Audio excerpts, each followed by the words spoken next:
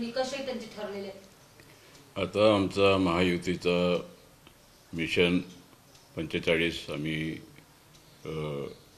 यापूर्वीच सांगितलेलं आहे की आमचं मिशन 45 आहे आणि 45च्या वर जाण्याची आमची शक्यता आजच्या परिस्थितीमध्ये दिसत आहे आणि त्या दृष्टिकोनातून बैठक आमच्या सुरू आहेत. वेगवेगळं विभागवार बैठक सुरू आहेत. आता कालच बैठक झाली आपल्या राज्यामध्ये आणि त्या दृष्टिकोनातून सगळं जे महायुतीचे जे सहकारी आहेत त्यांच्यासोबत बैठक झालेलं आहे आणि ते सगळं विचारविनिमय झालेलं आहे. आता टप्प्याटप्प्यामध्ये रिजन वाईज बैठकसुद्धा होणार आहेत. माझ्यासुद्धा बैठक आता 10 तारखेला आम्ही ठेवलेलं आहे आणि त्या दृष्टिकोनातून ते सुद्धा बैठक होईल आणि म्हणजे त्या दृष्टीने विदर्भाचा काय आपल्याला किती सीट लढायचं काय लढायचं त्या दृष्टिकोनातून आमचा सगळ्यांचा विचारविनिमय होऊन लवकरच त्याच्यावर निर्णय होणार आहे. आता महायुतीचे जे तीनही घटक पक्ष आहेत त्याच्यामध्ये बैठकीमध्ये नाराजी आली, कशा प्रकारे ते तिकीट वाटप कसं करतात? अमृत नोनी आर्थो प्लस ये एक प्रूवन फॉर्मूला है। इसमें मौजूद नोनी फल के गुण और आयुर्वेदिक जड़ी बूटियां शरीर को जरूरी पोषक तत्व देने के साथ साथ हड्डियों और जोड़ों के घिसने, उनमें होने वाले सूजन और दर्द को रोकने में मदद करता है। दर्द मुक्त जीवन के लिए अमृत नोनी आर्थो प्लस। तिन्ही पक्षांमध्ये ह्याच्यामध्ये आता नाराजी असं सध्या काय नाराजी दिसत नाही, कारण की आता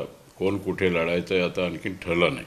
स्ट्रॅटेजी आणखीन ठरायचं आहे की किती सीट कोण BJP किती लढेल, शिवसेना किती लढेल, राष्ट्रवादी काँग्रेस किती लढेल आणि आमचे सहकारी जे मित्र आहेत ते किती सीट लढतील.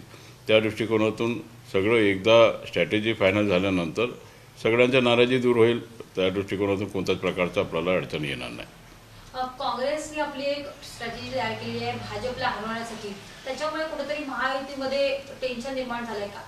नाही, टेन्शनचं काय कारण नाही, कारण की महायुतीचं जे सरकार आहे महिलांना 50% आपण आरक्षण मिळायला पाहिजे अशा प्रकारचा सुद्धा निर्णय झालेला आहे. ST बसेसमध्ये सुद्धा आपण सवलती केलेल्या आहे की 50% आपला महिला 50% आपल्याला तिकिटावर आपण जाऊ शकतो. त्या दृष्टिकोनातून निर्णय झालेला आहे आणि चांगलं चांगलं महिला सशक्तीकरण योजना या राज्यामध्ये आपण केलेलं आहे आणि जे मुली जे जन्माला येतील त्यांनासुद्धा आपण 18व्या वर्षाला आपण त्यांना जवळजवळ 1 लाख रुपये आपण त्यांना देणार आहोत.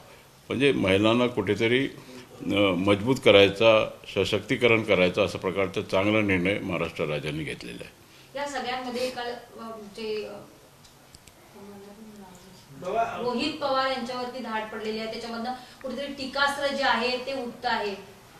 नाही, ह्याच्यामध्ये असं आहे की EDच्या माध्यमातून मी सुद्धा आज TV मध्ये पाहिलं आणि त्या दृष्टिकोनातून ED हा इंडिपेंडंट बॉडी आहे आणि त्याच्यावर कोणाच्याच प्रकारचा दबाव पडत नाही आणि ते इंडिपेंडंटली त्यांच्या कारवाई करत असतात.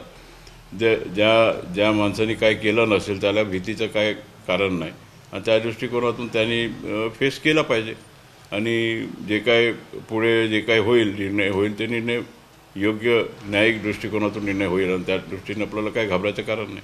आता निवडणुका जवळ आलेल्या आहेत पण राष्ट्रवादीचं चिन्ह अजून कोणत्याही गटाला मिळालं नाही, शरद पवार गटाला नाही, तुम्हाला पण नाही, त्यामुळे निवडणूक कोणत्या चिन्हावरती लढणार? निवडणूक चिन्ह हा अजितदादा आमचे राष्ट्रीय नेते आहेत, पक्षाचे अध्यक्ष आहेत. चिन्ह आमचं आहे घडी आणि पक्ष आमचा आहे आणि त्या दृष्टिकोनातून घडी या चिन्हावरच आमचा उमेदवार जे काही राष्ट्रवादी उमेदवार देतील ते घडी चिन्हावरच निवडून येणार आहेत आणि लवकरच निर्णय होईल. आता जास्त आता वेळसुद्धा जास्त नाही. आता मला वाटते एक टाईम बाउंड प्रोग्राम आमचे माननीय अध्यक्षांनी दिलेला, विधानसभाच्या अध्यक्षांनी, आणि निर्णय लवकरच होईल आणि आपल्याला लवकरच कळेल. शरद पवार गट कोणत्या चिन्हावरती लढेल? आहे काँग्रेस आहे त्यांच्याकडे, आपला काय म्हणतात त्याला बाळ ठाकरे, आपलं उद्धव बाळ ठाकरे हा पक्ष आहे. हे 2 चिन्ह आहेत, त्यापैकी कोणतं तरी चिन्ह घेतील, नाही तर स्वतः इंडिपेंडंट चिन्ह काहीतरी घेतील आणि लढतील. या अधिवेशन झालं नागपूरचं, त्यानंतर जितेंद्र आव्हाडांनी म्हटलं होतं की हे जे महायुतीचे जे घटक पक्ष आहेत तुम्ही आणि शिंदे गट ते कमळवरतीच लढतील.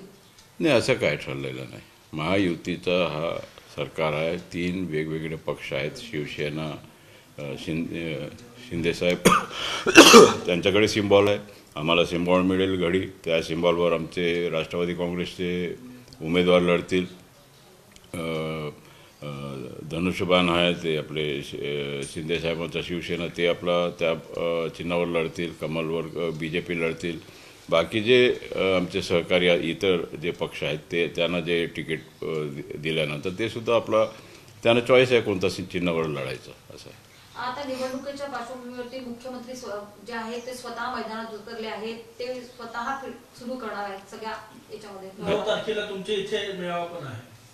9 तारखेला महिला सशक्तीकरणचा फार मोठा मेळावा आपण गडचिरोलीमध्ये पासून ते सुरू करत आहेत आणि एक चांगला फार मोठा कार्यक्रम तिथे होणार आहे आणि त्या दृष्टिकोनातून सगळं योजनांचा लाभ महिलांना जास्तीत जास्त आपण कसा देता येईल त्या दृष्टिकोनातून हा कार्यक्रम आपण करत आहोत. मुख्यमंत्री ते त्यांच्या त्या ज्या त्यांच्या अपेक्षा आहेत त्यांच्या सीट जे त्यांना अपेक्षित आहे त्या दृष्टिकोनातून ते तिथे फिरत आहेत. लवकरच अजितदादा पवारसुद्धा आमच्या विदर्भामध्ये सुद्धा आमच्या मागणी आहे की 3 जागा 10 पैकी 3 मिळायला पाहिजे. त्या दृष्टिकोनातून ते सुद्धा या विदर्भामध्ये दौरा करणार आहेत. लवकरच आम्हाला तारीख येईल आणि त्या दृष्टिकोनातून फार मोठा मेळावा आम्ही त्या भागामध्ये आम्ही घेऊ. आणि देवेंद्रजी उपमुख्यमंत्री ते सुद्धा त्यांचासुद्धा कार्यक्रम आता लवकरच सुरू होणार आहे. म्हणजे सगळे आमचे तिन्ही नेते फिरत आहेत आणि त्याच्यानंतर आम्ही सगळे तिन्ही नेते एकत्रित होऊन ते आम्ही लोकांसमोर जाणार आहोत. आमचा जे विकास हा मुद्दा होता काय आम्ही केलेला आहे. आता आपण पाहू शकता की जवळजवळ 55,000 कोटीचा आपण पूरक मागणी आपण विकासाकरता आपण दिलेला आहे. म्हणजे सर्वसाधारण या आपण बजेटमध्ये हा असा कधीच झाला नाही आणि हा मुद्दा आमचा विकास आहे. विकासाकरता आम्ही सगळे एकत्रित आलेलो आणि विकास होत आहे. लोकांना विश्वास निर्माण झालेला आहे. या सगळ्यामध्ये अयोध्येचं आता राम मंदिराची स्थापना आहे रामाच्याची आणि जितेंद्र आव्हाडांनी म्हटलं आहे की राम शाकाहार येतो त्याच्यावर वादंग निर्माण झाले. भुजबळ म्हणाले की शरद पवार गटाला राष्ट्रवादी जी संपवायची असेल तर त्याच्यासाठी कोणाची गरज नाही, तेच काफी आहे. जितेंद्र आव्हाड आता ते पवार साहेबांचा मी त्यांच्याबद्दल काही बोलणार नाही कारण की ते त्यांचं काम ते करत आहेत त्यांना करू द्या. आम्हाला काय सांगायचं नाही. घडी आमचा आहे, पक्ष आमचा आहे आणि श्रीरामाबद्दल आम्ही काय बोलायचं हे चुकीचं आहे. एक आता देव आपण मानतो आणि त्या देवाबद्दल आपण उद्गार काढायचा आमचा तितकं ऐपत्य नाही. ते जितेंद्र आव्हाड काय बोलतात त्यांना मी काय ओळखत नाही ते कोण आहेत, परंतु त्यांना काय आम्ही महत्त्व देत नाही. आता लोकसभा लढायचा माझ्या पहिल्यापासून मी सांगत आहो. जवळजवळ 1-2 वर्षापासून माझ्या तयारी सुरू आहे. महायुतीचा जर नेत्यांनी मला सांगितलं की गडचिरोलीवरून आपण उभा राहा तर मी उभा राहण्याकरता मी तयार आहो आणि एक सक्षम उमेदवार म्हणून 100% ते सीट येईल इतका मला विश्वास आहे. तुम्ही तशी इच्छा व्यक्त केली आहे का? नाही, इच्छा तर आता आपल्या माध्यमातून सगळ्यांना जातच आहे. आता इच्छा तर काय, आता मी बोलतच आहो लढायला इच्छा आहे. म्हणजे आता सगळ्यांना माहीत आहे की आता इतकंच आहे की आता सगळे तिघे बसून निर्णय घेतील काय करायचं काय नाही असं.